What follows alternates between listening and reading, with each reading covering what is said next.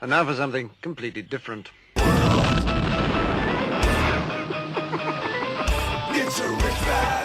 Forget everything you've been told by others before. Get ready for the real deal, the full story, real talk about money, markets, life. Now, it's The Real Investment Show, presented by RIA Advisors. And good morning, everybody. Welcome to Financial Fitness Friday. I'm Rich Rosso, CFP. Flying solo here to the last segment where we'll have Chris Liebum coming in about his new book. Very interesting. We're going to focus on one area that, well, many people don't really think about. I think it's growing, but it's how to take care of your pet when you're gone. You know, Brent, I hate to see sometimes on Facebook or in stories about, or when shelters post, they talk about how, you know, here's Muffy, she lived with this wonderful family, or, you know, her parents died and the children don't want her. Yeah. And the dog looks, or the cat looks totally disoriented. You got to make plans for your pets. Good point. So it's one segment in Chris's new book, among a lot of a wealth of information on a lot of things we talk about, Social Security, Medicare, and so forth. And we did lose the Queen. That was very sad. It's the end of an era. It really is. I mean, you don't realize how long she has been around. Since, what, the end of World War II? Yeah, yeah. And most of us alive today will never see another Queen Elizabeth because you go through the pecking order of who's next in line. And the little grandson, he's 9 years old. So he'll be a king at some point. No queens in the lineage right now. Well, that's not what Meghan Markle said. Yeah. She said, Henry, I need to be the queen. That's it. That's not how it works, love. You're my queen. Now I want to be the queen. My father is the king, and that's how it works. You need to talk to him. I need to get into the throne. I've taken your head. I might as well take the head of everybody else here. And I think I need a co-queen. What? AOC will be my co-queen.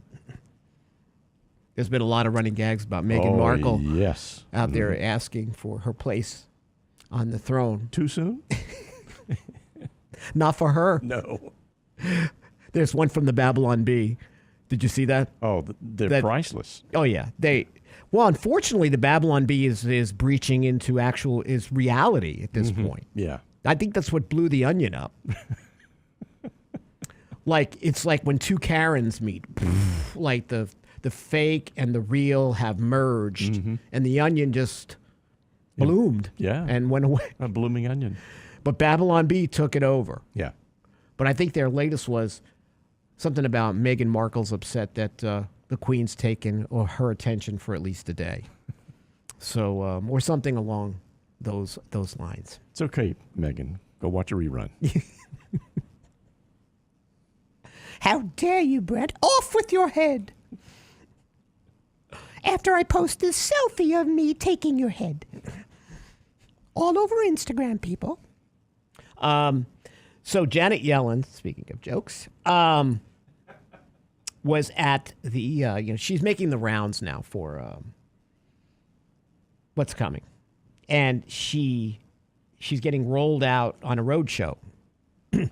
And she has to portray the U.S. economy as this nirvana, even though the Atlanta Fed tracker shows you at 1.4% GDP growth estimate for the third quarter. She's rolling out that at the Ford plant, right? She spoke at the Ford Electric Vehicle Center in Dearborn, Michigan, right? So, and she was really talking up the economy, how great it is, but that everybody needs to pay their fair share. So, Brent, she goes, taxes have to go back to historical norm. You wonder what historical norm is. Yeah. Is it during the Depression when taxes went from 25% to 63% for top earners? Is it in 1944 when the top rate peaked at 94% of taxable income over $200,000, $2.5 million in today's dollars? What is the norm? So that's what she was talking about. The funny part about it is she's talking about how the lower end of the scale has finally been risen out of poverty and all these great things she's saying. Meanwhile, when you look at wage growth compared to inflation, the average cost, and she's talking about how the world is now should be electric, even though the average cost of an electric car is $66,000. So how in the heck are you supposed to afford that? And all her policies have only done one thing, is increase the wealth of the top 1% through stocks. But now she is an advocate for how everything green and how great the economy is. We don't have green shoots in this economy. We have massive oak trees with money coming off of them and all these wonderful things that are happening based on her discussion at this Ford plant yesterday. So I listened to some of it, and she's talking about the second fiscal stimulus, how it really helped raise everybody out of poverty and helped through the pandemic, even though the pandemic was pretty much over, and the economy was well on its way to recovery. So inflation is not anybody else's fault. But I will tell you, so she's promoting this fair economy and all these achievements. So it's going to be interesting to see how many more speeches she makes. Obviously, Ford has been the recipient of many subsidies. So I'm not saying that, again, you shouldn't move to some form of, or at least we talk about diversification of accounts, diversification of assets. You certainly can have diversification of energy. But these demands on Yellen and how she's talking at this Ford plant yesterday was very, very much entertaining. So even though the economy is growing at a measly 1.4%,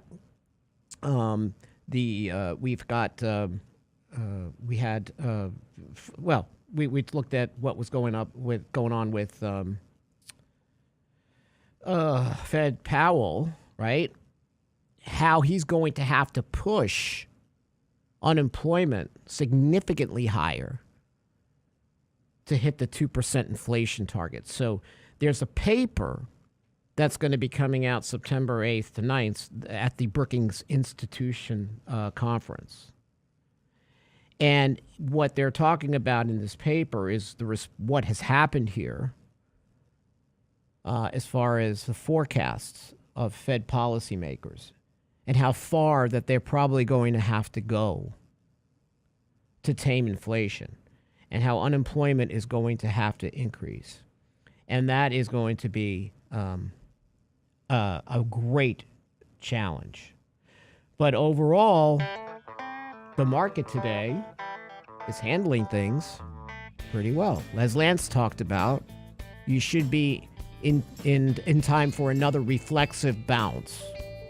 And we're going to see where that goes. When we come back, we're going to talk about the true cost of aging. How many seniors can't afford basic necessities. When we get back here on Financial Fitness Friday. Stay tuned.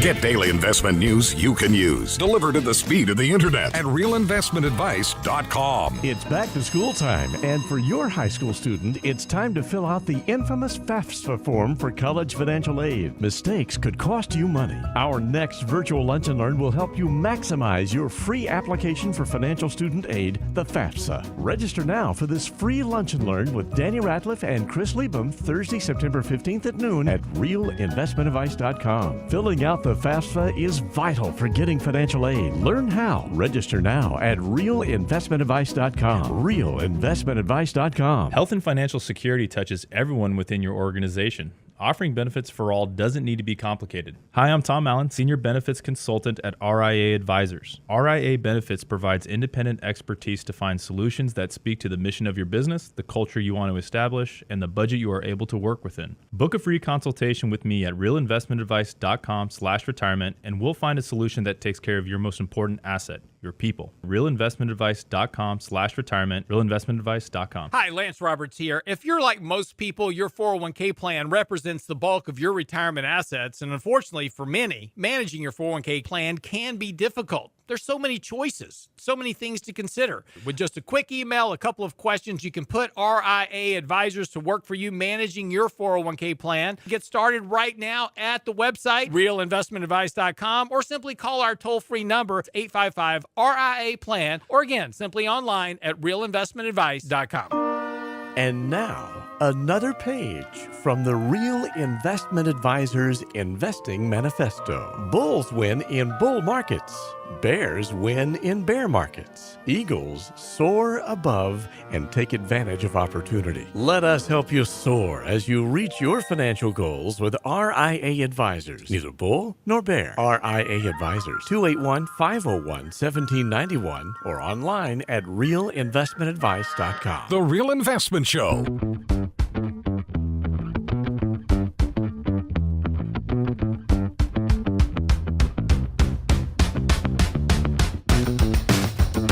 And welcome back.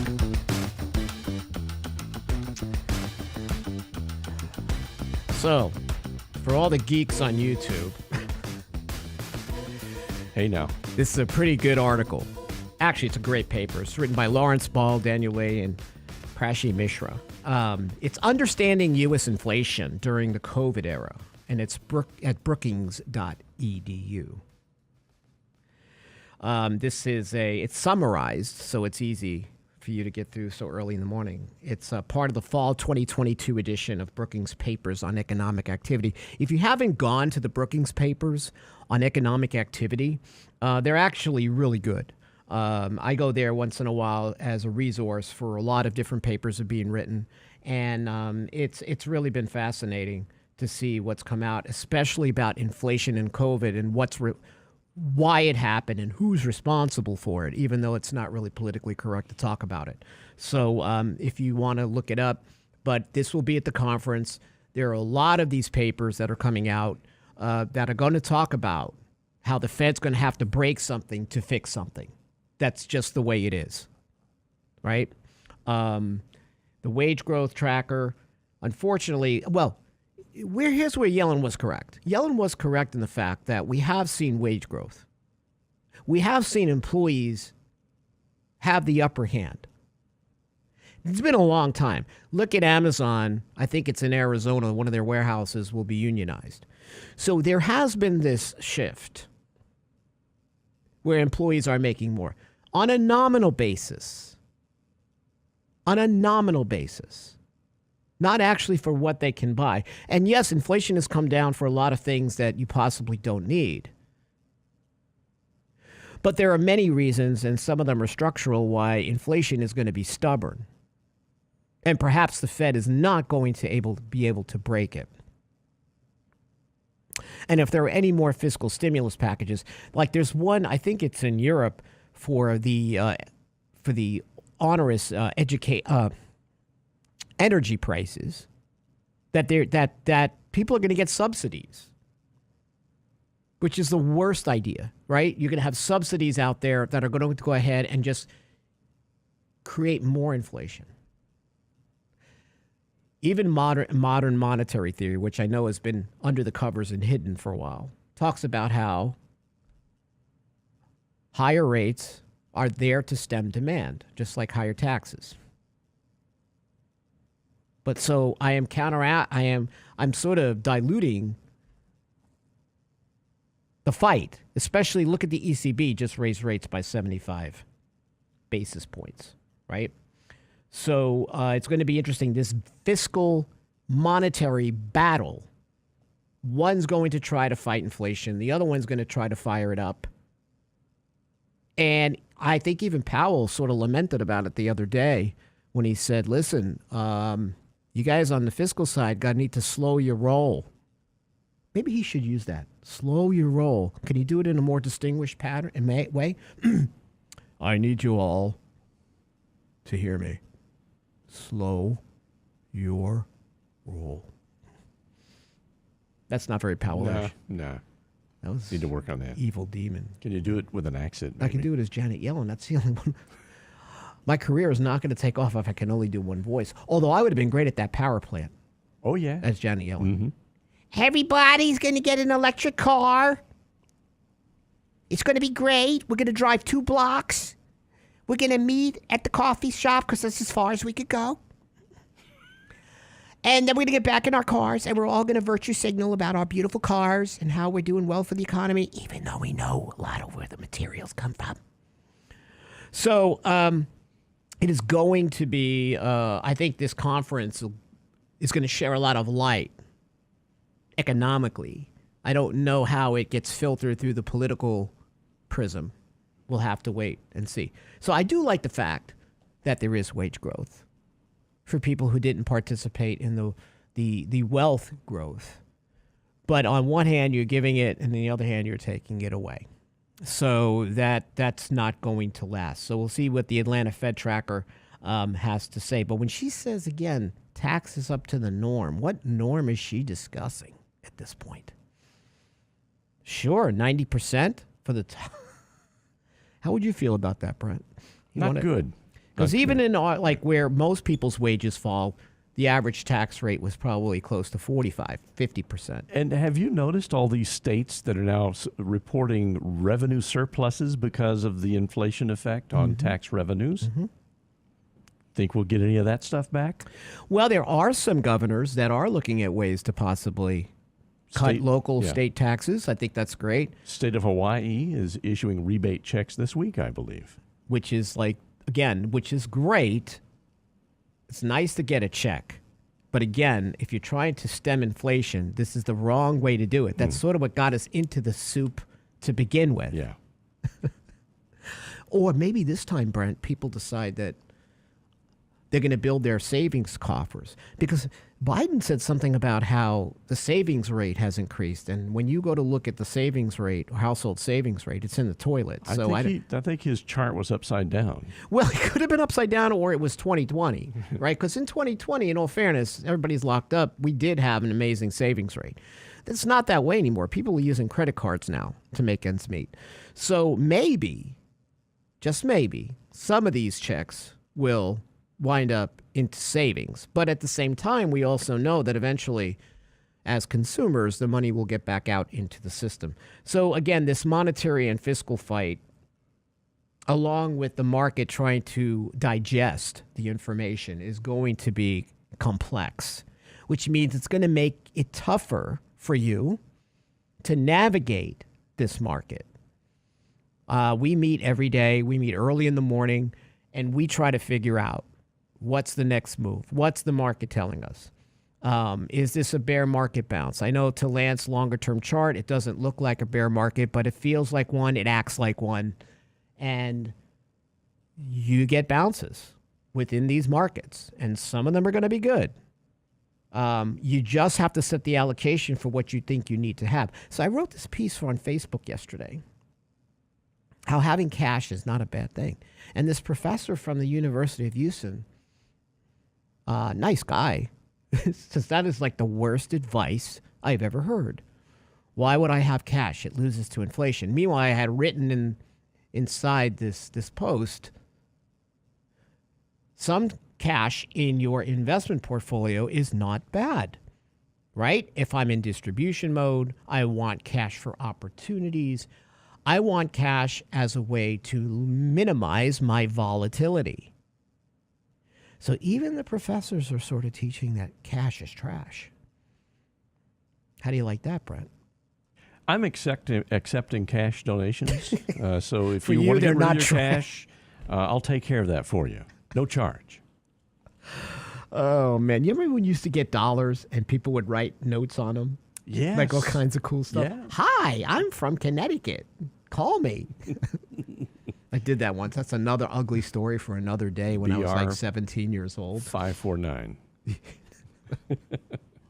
That really is going to go down an ugly hole, but I want to tell you, is there a number on a dollar bill in the 70s and the 80s? I'm calling you, and I'm making a prank call. Because whoa does that. Yeah. Just begging Except for for Chris Liebum, maybe. Who really will do that? Chris does that? Really? I don't know. I think he's doing that now on his credit card. He writes, call me, and he gives someone his credit card, and they never call him. They just use the card. It's funny how we used to communicate in ways before all this technology.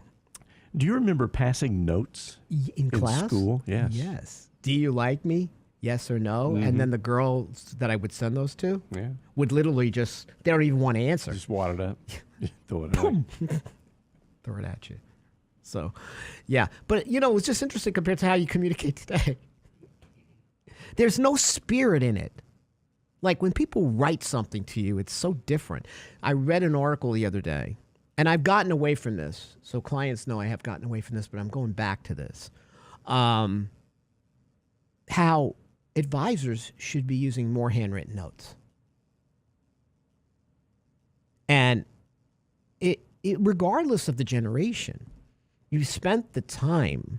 I do that with Thanksgiving cards and other things. I do make sure that I'm the one who signs them and creates I have something that I put in there, just a little saying that I think is special for the holiday. But, you know, it's saying that, you know, we're losing the ability to not only communicate, but feel the communication. Someone writes you a card. I have one client, she's like my nana. She sends me these notes, and I keep them all. Like, I just think there's something so much more special when it comes to pen and paper. I don't think we're ever going to be going back to that for the most part, do you? It's a personal form of communication. You know, that person's hand has actually touched that page and to they write those stepped words. back, Yes. thought of what they were going to say as opposed to firing off an emoji. Right. Like, you send me a poo emoji, I know what you mean. Even though someone's telling me that's chocolate pudding, I'm like, what world are you in? Processed pudding. What kind of pudding is that? No, it's chocolate ice cream. How dare you think it's a poo-poo or whatever. I'm like, come on, man. Now we're fighting over emojis. People wonder why I stay locked in the house most of the time. So, the True Cost of Aging Index shows how seniors cannot afford basic necessities. And we're going to talk about this. I know we went off on a tangent here, but we're going to talk about it. Why Social Security is important to many older Americans, how they need to be proper when they take it, but obviously it's not enough. When we return here on Financial Fitness Friday.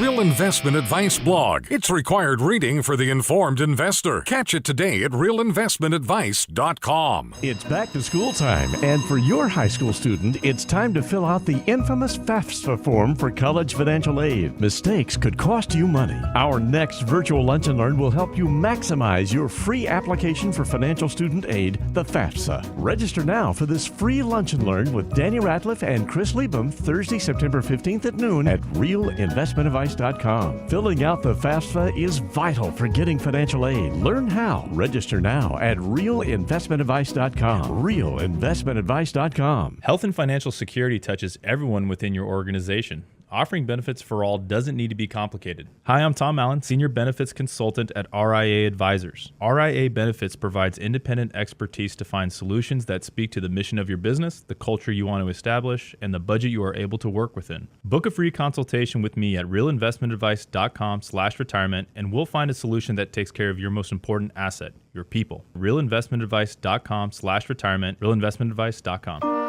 And now, another page from the Real Investment Advisors Investing Manifesto. A passive investment portfolio requires active risk management. It's not a choice, it's necessity. Diversification doesn't protect against risk of loss. Let us actively help you reach your financial goals with RIA Advisors. Neither bull nor bear. RIA Advisors, 281-501-1791 or online at realinvestmentadvice.com. Can't catch the whole show now? Listen to our podcast later at realinvestmentadvice.com. Pennsylvania park goers stunned to see young girl walking an emotional support pet named Wally. Wally? Yeah, it's an alligator. There should be some laws around emotional support pet. If your pet will consume other human beings, it should not be an emotional support pet. The Real Investment Show podcast. Same show, your schedule. Look, I love my pets. I've got 2 dogs. I love my dog, but I don't need to haul them around with me everywhere. Just at realinvestmentadvice.com. I'm emotionally unstable, but I don't need my dogs everywhere I go. Anyone can sell you insurance, and they'll gladly take your premium dollars. The RIA Insurance Agency can provide you with insurance solutions tailor-made for your needs and lifestyle. Because everyone's assets are different, let RIA Insurance review what you need to protect and how. We won't sell you insurance, but what you need will be a matter of policy. RIA Insurance Agency. 888-915-0780. 888-915-0780. RealInvestmentAdvice.com. Click on the insurance tab. Real Investment Show podcasts are now available from Stitcher Smart Radio at Stitcher.com. Hi, Lance Roberts here. If you're like most people, your 401k plan represents the bulk of your retirement assets, and unfortunately for many, managing your 401k plan can be difficult. There's so many choices, so many things to consider. With just a quick email, a couple of questions, you can put RIA Advisors to work for you managing your 401k plan. It's a quick and easy application. Just simply click Ask a Question at realinvestmentadvice.com or give us a call at 855-RIA-PLAN. That's realinvestmentadvice.com. It's back to school time for your high school student. Our next virtual Lunch and Learn will help you maximize your free application for financial student aid, the FAFSA. Register now for this free Lunch and Learn Thursday, September 15th at noon at realinvestmentadvice.com. You're listening to The Real Investment Show.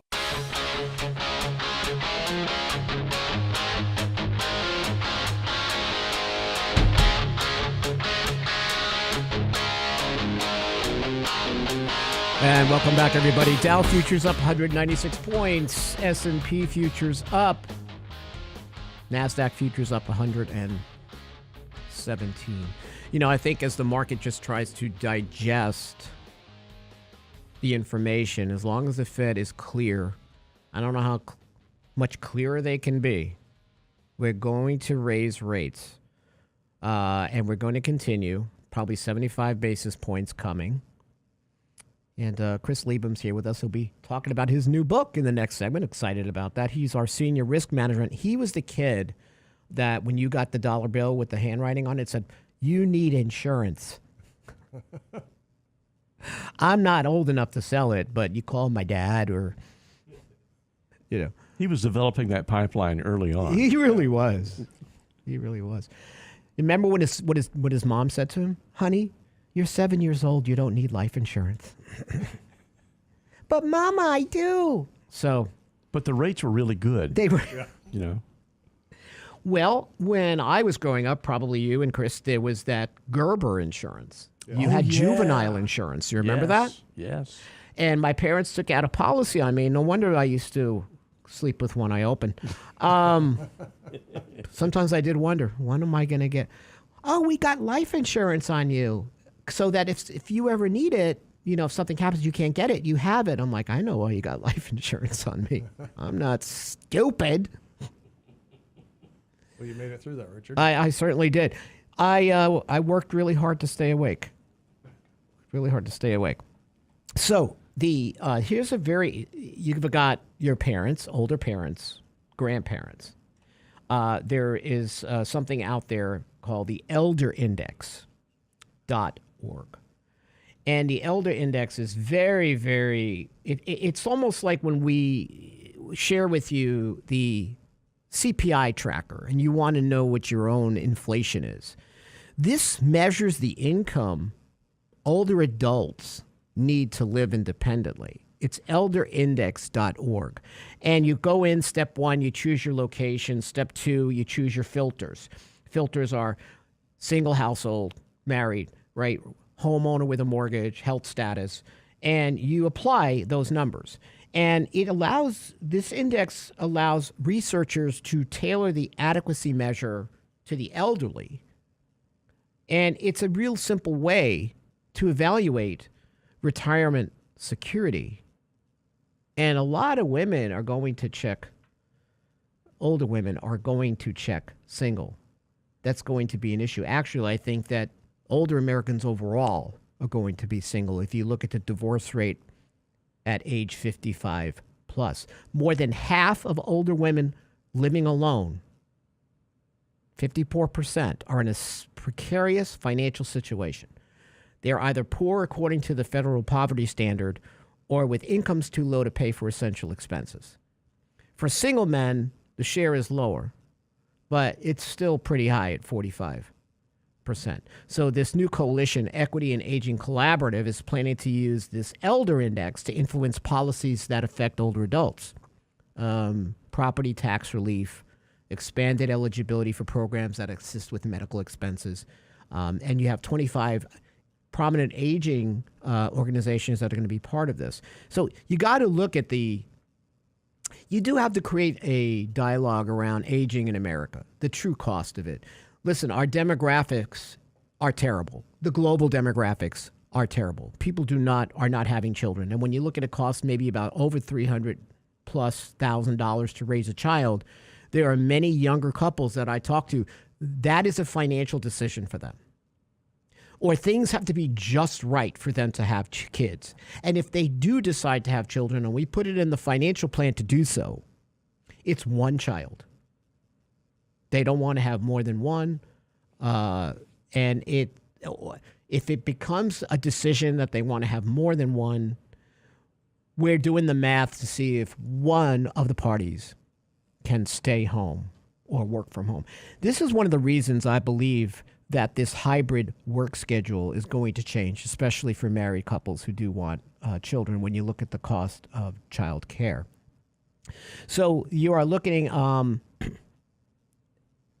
almost every state is using this Elder Index and other databases to figure out healthcare costs, transportation, housing costs, right?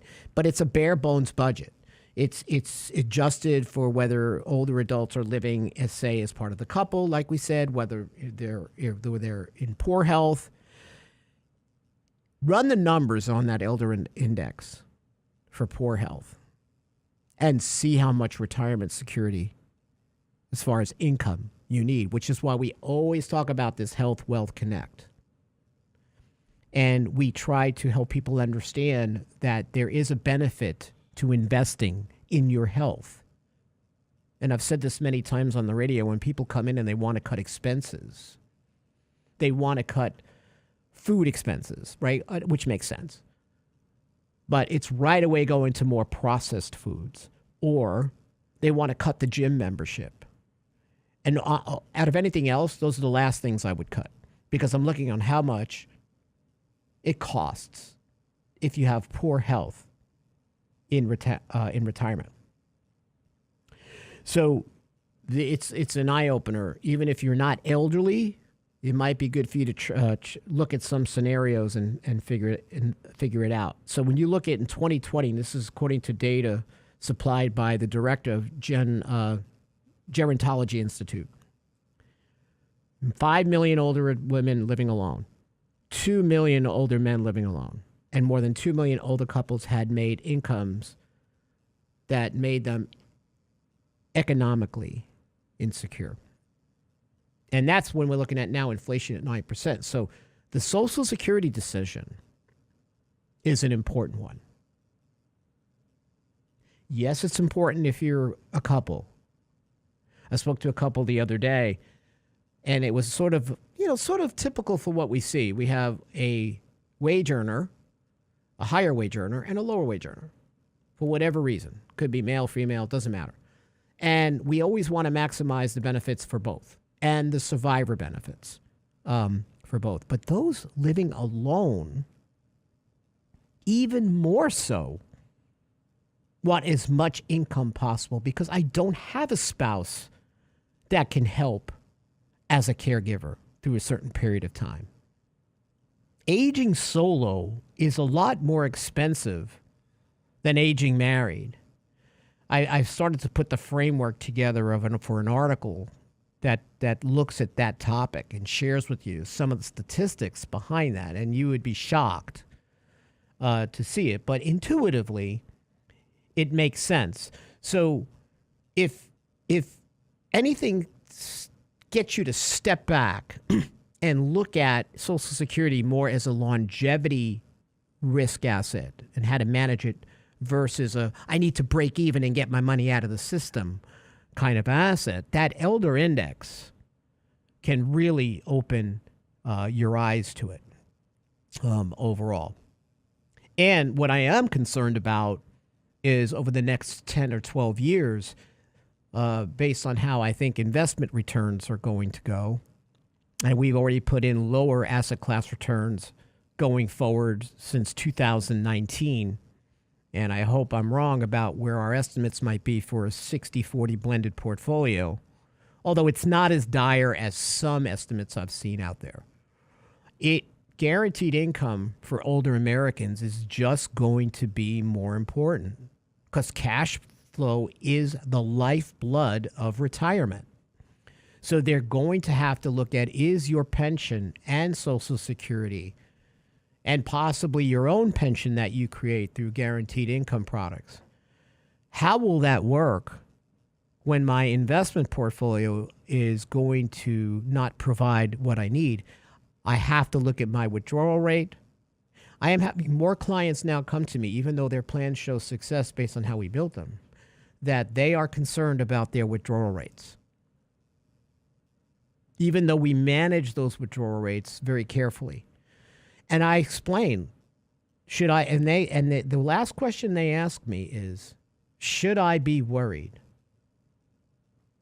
And most advisors will say, no, don't worry. My advice is a little worry is good for you.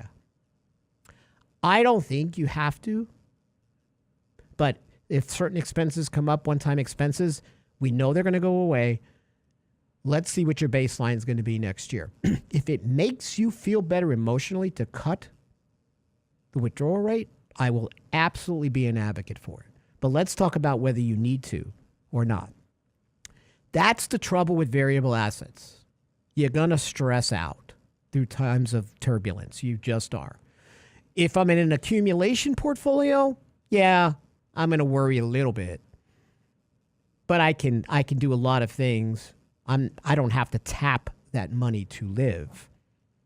And hopefully I'm going to buy in to the market at lower prices. But if I'm withdrawing money from the portfolio, my mindset is one of vulnerability. And I'm going to be a little worried. And a little worry is good. Because people who worry actually have more money than people who don't. All right, we get back. We talk about Krish's new book. It's simple. No, it's complicated. No, it's simple. But we're going to talk about all those things. But really want to focus on one chapter here. But we'll talk about the book why Chris decided to write this book with Jody Clark. Lots of great data in this. When we get back here on Financial Fitness Friday.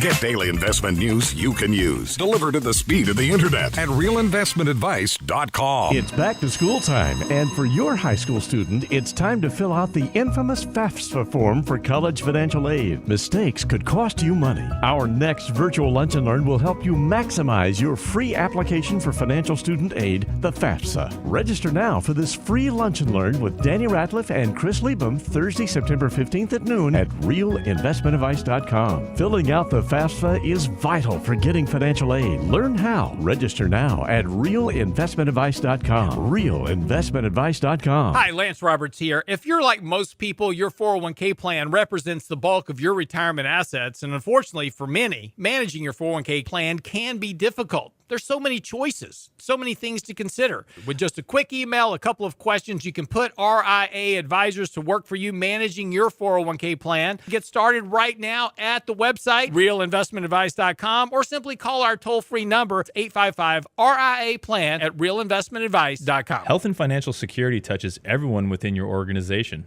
Offering benefits for all doesn't need to be complicated. Hi, I'm Tom Allen, Senior Benefits Consultant at RIA Advisors. RIA Benefits provides independent expertise to find solutions that speak to the mission of your business, the culture you want to establish, and the budget you are able to work within. Book a free consultation with me at realinvestmentadvice.com/retirement, and we'll find a solution that takes care of your most important asset, your people. realinvestmentadvice.com/retirement, realinvestmentadvice.com.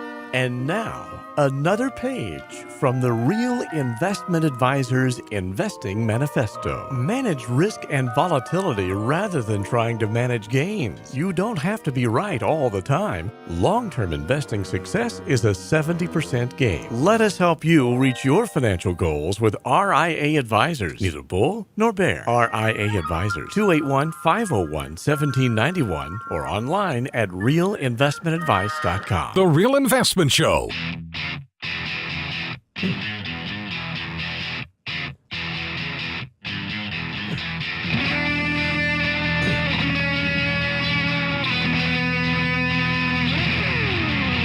you all imagine if the Queen comes back as a virus, like she is reincarnated, and Dr. Fauci has got to diagnose it? She would be the most polite virus out there. I'm going to infect you now, but I promise it's going to be delightful. You'll have a little sniffle and you'll have some nice tea. It'll give you all a chance to relax. And that's my gift to you, the people. Except Meghan. That's going to be COVID squared. And she is going to have explosive problems in the posterior. That's my gift to my wonderful grandson. What's your thoughts on that? What was your coffee this morning? Not enough. You know that brand? The Not Enough brand? Yeah. Yep, she would be, I don't know. Gonna miss the Queen. All right, so we got Chris Liebum here. Chris, the insurance risk mitigation person, which is good because in your financial plan, there are a lot of things you can control.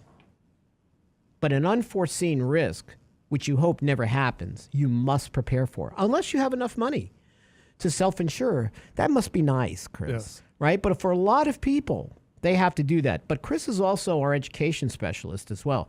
So we're going to have on Thursday, September 15th at noon, our live virtual free Zoom webinar on avoiding costly mistakes on the FAFSA. This is the basic understanding, what procrastination can cost you. Don't miss out on grants, scholarships, and financial aid. The biggest misnomer I've seen around this stuff is that people think that, oh, we make too much money. True. We're not going to get it. And I tell everybody, fill it out. Fill it out. Fill it out. You never know. I don't care how much income you make. So he's going to go through the mechanics of this process. And I think that'll be great, Chris. So we're looking forward to that. I think it's going to be moderated with you and Danny. Yes. So there's still time to register at realinvestmentadvice.com. Because what we try to do at RIA, I know Lance is always talking about the portfolio management, and that's great. But we're sort of we make a wealth sandwich here, right? It's not just, I know the meat's important, and that's portfolio management, but you got to have a lot of other things that circle around the portfolio. Your plan, how you pay for education, all these things. So, this is going to be important, Chris. So I know you'll all share some really good points about what people need to do. But I think the biggest, and you probably talk about this, is don't avoid filling it out because you think you make too much money. That's got to be one of the greatest myths of that. Yeah, that's one of the biggest errors that's made, is not filling it out. The second biggest one, I would say, is just not understanding the questions and answering them correctly and making a mistake there. And it's hard to go back and get those fixed. So take the time to understand the question, fill it out completely, and do it right. Last year, everyone we met with almost made errors in their FAFSA, which cost them. And that went over really well last year with you. I think you met with a lot of people and talked to them who did. Yes. Were able to correct certain mistakes that could have cost them big dollars. So I'm glad that you were able to, you're able to do that. And we're coming up on a deadline, too, for this fall, aren't we? Yeah, so October 1st is the beginning of the application season. So you want to get prepared for that, understand the questions that are coming up, and don't be in a hurry to get it done on October 1st, but just start being aware of that process coming up here soon. Yeah, and some of you who are listening and on our YouTube channel, your children probably may be past that period, but you could be a grandparent. Talk to your kids. Have them sit in on this, right? It's fast. It's about an hour. Lots of good stuff. 12 o'clock, Thursday, September 15th. So, Chris, you and Judy wrote this book. Yes. Jody wrote this book. Jody, yeah. It's all about things that I call the financial dust bunnies, which I think we do really great, because when there are dust bunnies under the bed, most people don't want to clean them. Right. If those are financial dust bunnies, we bring them out and we want to know what the composition of those dust bunnies are and tackle them. And that's Medicare, Medicaid, Social Security, long-term care, end-of-life planning, all the things that we don't really like to go over. But I will tell you what I liked about this book. Because, as Lance would say, boring. But I like the way you formatted it, and you also have examples of couples.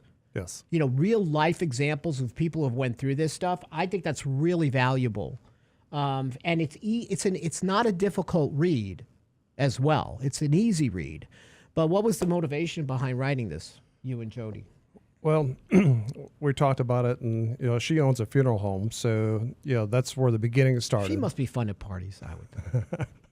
And so her thing about it is the family showing up in the funeral home, and somebody in there had passed away, and they want to do this and that and have all this type of funeral with caskets and all the going-ons. And then politely she asks who's going to pay for it and who's in charge, and nobody knows because that conversation hadn't been created in their family. So in other words, all this culminates with somebody passing away or in this period of grief, and now you're asking these questions, right? Yes. So with that, this book was created with a thought of where I could sit down with this book if my parents hadn't had that conversation with me to share this book with them, to say, have you talked about this? Do you have a plan? Or for me to complete it and give it to my kids, to share it with them. This is Mom's and my plan. This is what we want to do. So they know they don't have those questions when that day comes and they have to be faced with the reality of, losing, myself or, my wife and having to make those decisions. This book, when I give gifts most of the time, it's books. I think providing books as gifts, old stories, new stories, instruction manuals in some way, this is a great book, I think, for older parents or people in their 50s, whatever it is. I think this is actually a very good gift. I'm not trying to pump your book. I don't collect any compensation from this book, everybody. What I'm saying is the information in here and the way it's written could be really good if you're having a reluctancy to have the discussions. This book can be part of the discussion or the discussion. So I really like the way you wrote it out. Now, I think what's unique about this book is the family care plans you put together, but one was the pet's end-of-life plan, right? If something happened to me today, would anyone even know if I have a pet or pets who is or are home alone? And I was telling Brent before you showed up that sometimes on Facebook, even through shelter postings, you see, oh, well, Lizzie's owner has passed away and the kids didn't want her. And that always disturbs me because maybe someone's made an assumption. Well, you wouldn't get rid of dear Mizzy. You would never do that. But the children don't feel the same way about Mizzy or whatever it is. True. And that's a real terrible name for a pet. So I just made that up. So what caused, after all this stuff that you have in here, what made you want to add the pets to this book? Well, for that reason, because, let's say you pass and, you got the pets there. Who's going to take care of those? And in many cases, those pets end up in a kill shelter. Mm-hmm. And, they may not have a life beyond that. So the chance of them getting out of the shelter may be minimal. To where if you have a plan set up in advance where it's informal or formal, you have a pet trust in place, to where you could actually fund that trust to have, money there to take care of that pet throughout the years. Maybe Lance could set up a portfolio for that you could fund a trust with, just an idea. So funny, but I was thinking about doing that. But life insurance, investment portfolio, bank account, things like that will fund that trust. Or, you have a informal agreement that you could have where I could sit down with Richard. We could have an agreement that he would take care of my dog should something happen to me and have funds in place for that. Now, and they're both legally recognized, to have in place there. So this is interesting. Animal Care Trust USA assists pet parents with pet trusts and planning to ensure loved pets never end up in a shelter if the pet parent becomes disabled or dies. So they manage the pet trust for the lifetime care of loved pets.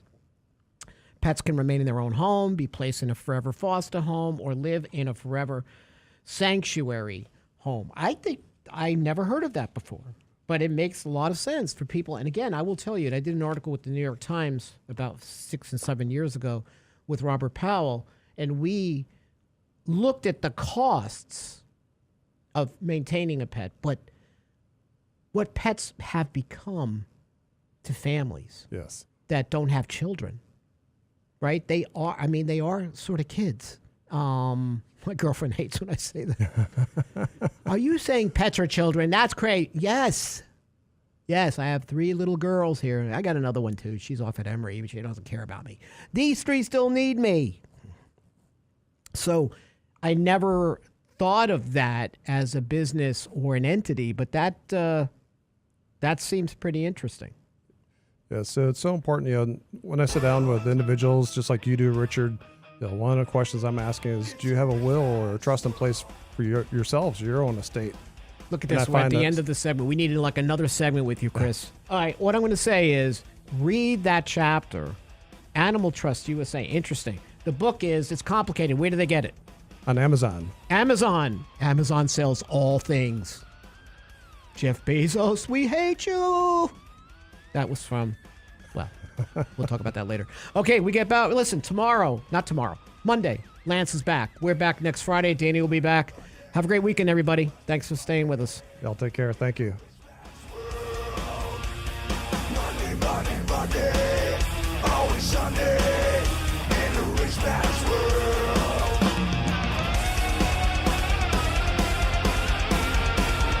All the things I could do if I had a little money. It's a rich man's world. It's a rich man's world.